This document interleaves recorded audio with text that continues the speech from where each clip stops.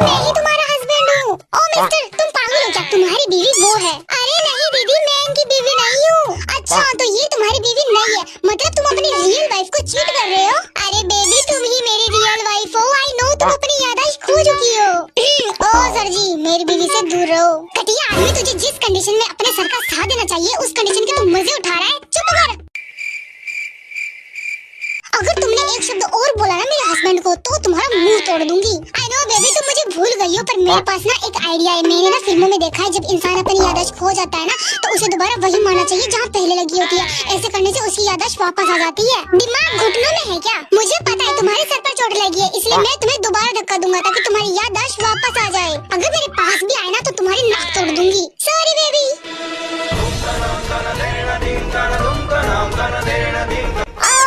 मेरा सर।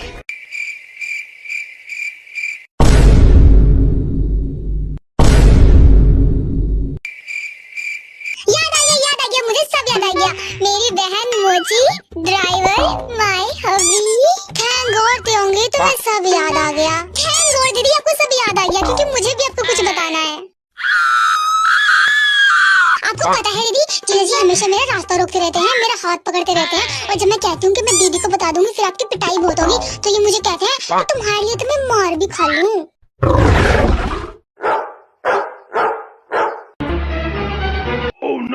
अरे मेरी बहू कहाँ है? माँ जी मैं यहाँ हूँ। हाय मेरी बहू। बहू तुम ठीक तो हो ना? हाँ माँ जी मैं ठीक हूँ। थोड़ी देर के लिए मेरी याददाश्त चली गई थी, बट अब मुझे सब कुछ याद आ गया है, और साथ ही मुझे कुछ पता भी चला है। क्या पता चला है? यही कि आपके लाडले बेटे मेरी छोटी बहन पर डोरे डालते रहते हैं, और जब वो कहती है कि मैं अपनी बहन को बता दूंगी तब ये कहते हैं कि मैं तुम्हारे लिए तुम मार भी खा लूं।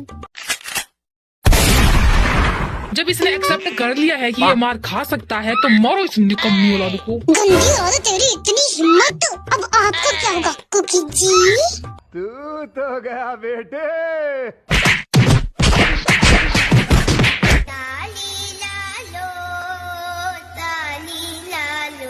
जैसी करनी वैसी भरनी।